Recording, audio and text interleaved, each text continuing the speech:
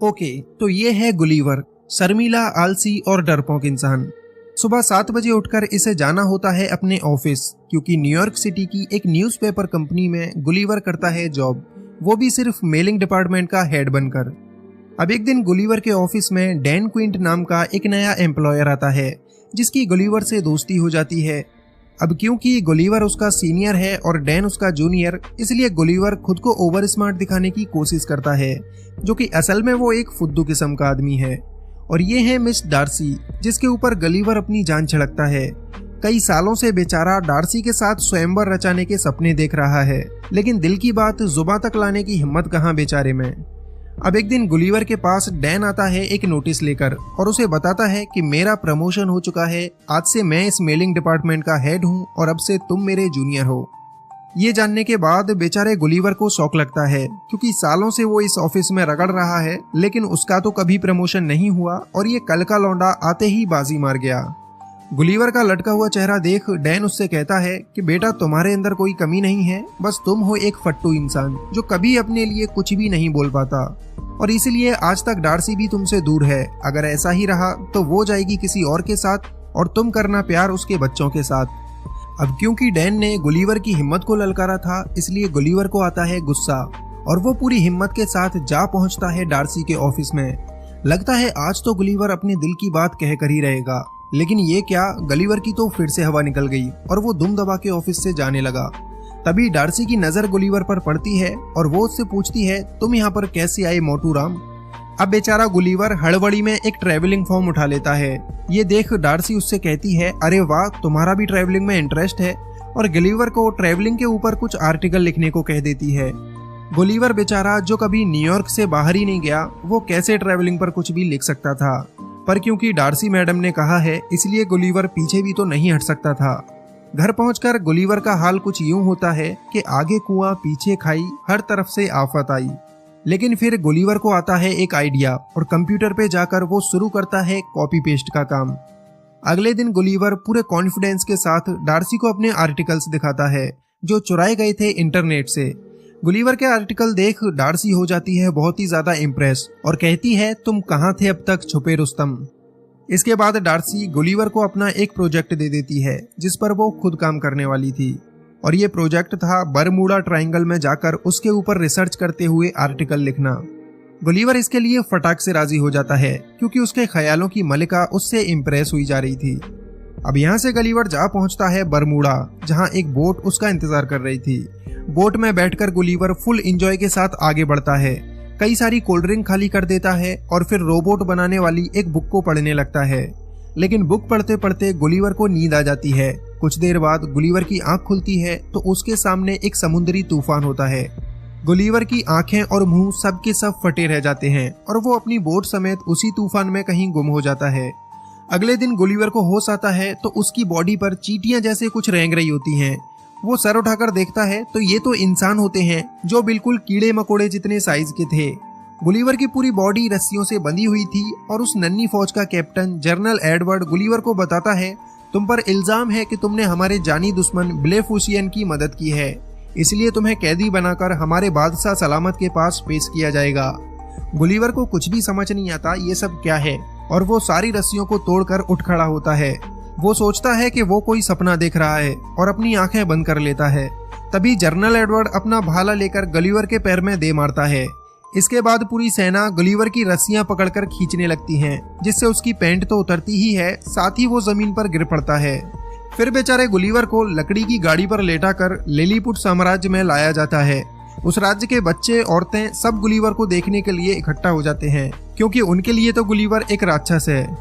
अब राक्षस गुलिवर को राजा के सामने पेश किया जाता है, जहां जनरल एडवर्ड राजा को बताता है कि ये राक्षस एक ब्लेफिसियन जासूस है जो हमारे दुश्मन राज्य के साथ मिला हुआ है। गुलिवर उनसे कहता है, देखो भैया, मैं कोई ब्लूफिशमैन नहीं हूँ, मुझे तो पता भी नहीं वो कौन है। लेकिन जनरल एडवर्ड उसकी ये बात किसी के भी सामने चलने नहीं देता, क्योंकि उसे अपनी बहादुरी के कारनामे दिखाते हुए राजा की बेटी प्रिंसेस मैरी को जो पटाना था। जनरल एडवर्ड गुलिवर को एक गुफा में बनी हुई जेल में कैद कर देता है, जिसमें उसे खाने के लिए घास फूस दिया जाता है। अब यहाँ पर गुलिवर की मुलाकात होती है होरोशियो नाम के एक और कैदी से, जिसकी खता ये थी कि उसने प्रिंसेस मैरी को प्यार भरी नजरों से देखा था और तब से ही उसे बंदी बना लिया गया। यहाँ जब दो कैदी मिलते हैं तो दोनों के बीच बहुत अच्छी दोस्ती हो जाती है। अब यहाँ से शुरू होती है गुलिवर की मजदूरों वाली जिंदगी। उस बेचारे को बैलों की जगह हल में लगाया जाता है और जनरल एडवर्ड उसकी सवारी करता है। फिर एक दिन लिलीपुट साम्राज्य पर दुश्मन राज्य ब्लेफुशियन हमला कर देता है और पूरे महल में आग लगा देता है। हमला देखकर जनरल एडवर्ड सब लोगों से कहता है, हमारी प्रिंसेस को हम बचाएंगे, कोई हमारे बीच में नहीं आएगा। लेकिन दुश्मन सेना के लोग प्रिंसेस को किडनैप कर ही चुके होते हैं। जब तक एडवर्ड वहां पहुंचता तब तक तो प्रिंसेस गायब हो जाती। इसलिए गुलिवर उन सभी लोगों को पानी में फेंककर प्रिंसेस मैरी को उनसे छुड़ा लेता है। उधर नीचे राजा और उसका सेनापति आग में फंसे होते हैं। गुलिवर उन्हें बचाने जाता है, तब उसे कोई रास्ता नहीं दिखता। फिर उसके शैतानी दिमाग में एक आइडिया आता है और वो अपनी पैंट उतारकर राजा के ऊपर पेशाब करके उन्हें आग से बचा लेता है।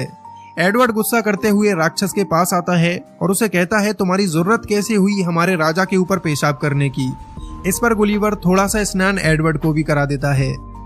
गुलिवर की इस बहादुरी के लिए राजा उससे बहुत खुश होता है और उसे खाने के लिए अपने साथ दावत पर बुलाता है। लेकिन गलीवर उनसे एक शर्त रखता है कि दावत पर वो तभी आएगा जब उसके दोस्त होरेशियो को कैद से आजाद कर दिया जाएगा। राजा उसकी ये शर्त मान लेता है और होरेशियो को आजाद करके उसे भी गलीवर के साथ दावत पर आने का न्योता देता है। दावत के टाइम राजा गलीवर से उसके बारे में पूछने लगता है। वो कहता है, प्यारे राक्षस, ये बताओ तुम आखिर हो कहाँ से। इस पर गुलिवर उन्हें बताता है, मैं कोई राक्षस नहीं हूँ, मेरा नाम है गुलिवर और मैं न्यूयॉर्क सिटी से आया हूँ।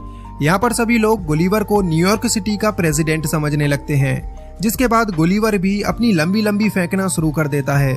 वो कहता है कि मैंने न्यूयॉर्क में सभी लोगों की जान बचाई थी और इसीलिए आज मैं वहाँ का पावरफुल प्रेसिडेंट हूँ। इसके बाद राजा उससे कहता है, फिर तो तुम्हें अपनी प्रजा की बहुत फिक्र हो रही होगी। हम जल्दी ही तुम्हारी बोट ढूंढ देंगे जिससे तुम वापस अपनी प्रजा के पास जा सको। अब गुलिवर के लिए एक आलीशान बहुत बड़ा घर तैयार कराया जाता है, जिसमें सैकड़ों मजदूर हर वक्त उसकी सेवा के लिए लगे रहते हैं ताकि बड़े आराम से गुलिवर यहाँ पर रह सके।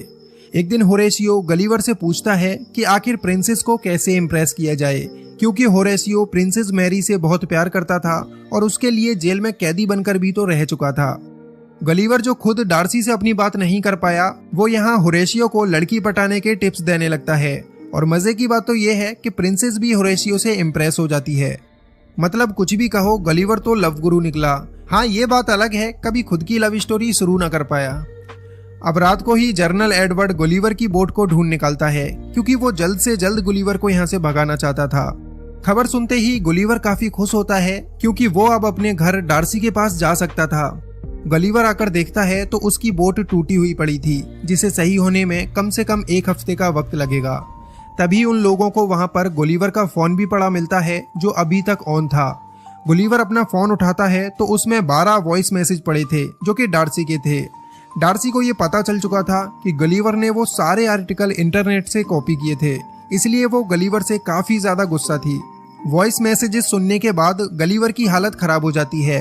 वो अब डार्सी का सामना नहीं करना चाहता था, इसलिए लिलीपुट में रुकने का ही मन बना लेता है। गुलिवर के रुकने से पूरा साम्राज्य बहुत खुश होता है, सिवाय एडवर्ड को छोड़कर। एडवर्ड नहीं चाहता था कि गलीवर यहाँ रुके, इसलिए वो राजा के पास जाकर राजा के कान भरने लगता है। इस पर राजा एडवर्ड की बात मानने की जगह गुलिवर को ही पूरे साम्राज्य का जनरल बना देता है। अब से एडवर्ड की जगह गुलिवर ही पूरी साम्राज्य की सुरक्षा देखेगा। अब एक बार फिर ब्लेफुशियन की सेना लिलीपुट पर हमला कर देती है और एडवर्ड को मौका मिल जाता है गुलिवर को नीचा दिखाने का। एडवर्ड पूरी सुरक्षा व्यवस्था को ही हटा देता है, जिससे गुलिवर लिलीपुट को दुश्मन से बचा ना पाए। हमले की खबर सुनकर गुलिवर दुश्मनों को रोकने के लिए आता है और अपने कपड़े उतारकर पानी में घुस जाता है। पानी में जाकर वो दुश्मनों को समझाता है कि मुझे कोई लड़ाई नहीं करनी, मैं वैसे ही तुम्हें मारने की एक्टिंग करूंगा और तुम यहाँ से भाग जाना। लेकिन ब्लेफुशियन के लोग गुलिवर से दोस्ती करने तो आए नहीं थे, इसलिए पूरी सेना उसके ऊपर हमला करने लगती है और ये देख एडवर्ड काफी खुश होता है। लेकिन फिर गलीवर को गुस्सा आता है और वो दुश्मन के सारे जहाजों की रस्सियां पकड़कर उन्हें पानी के बाहर फेंक देता है और एक बार फिर से गुलिवर की जय जयकार शुरू हो जाती है। राजा एक बार फिर गुलिवर से काफी खुश हो जाता है। अब तो गुलिवर के शौक मौज के लिए और भी अच्छे इंतजाम कर दिए जाते हैं, जिसमें उसकी मसाज करना, बाल काटना सब कुछ शामिल होता है। उधर गुस्से से भरा हुआ एडवर्ड जाकर दुश्मन राज्य ब्लेफुशियन से मिल जाता है और गुलिवर की बोट से रोबोट बनाने वाली बुक निकालकर एक विशालकाय रोबोट तैयार करता है जिससे गुलिवर को हराया जा सके। ब्लेफुसियन के लोग लिलीपुट पर एक बार फिर से हमला करते हैं और गुलिवर फिर से तैयार है उन छोटे लोगों को हराने के लिए। लेकिन उसका सामना जब एडवर्ड के रोबोट से होता है तो गुलिवर की हवा टाइट हो जाती है क्योंकि ये रोबोट गुलिवर से भी काफी ज्यादा बड़ा था। एडवर्ड गुलिवर की पैंट पकड़कर उसे हवा में लटका लेता है और गुलिवर यहाँ पर हार मान लेता है।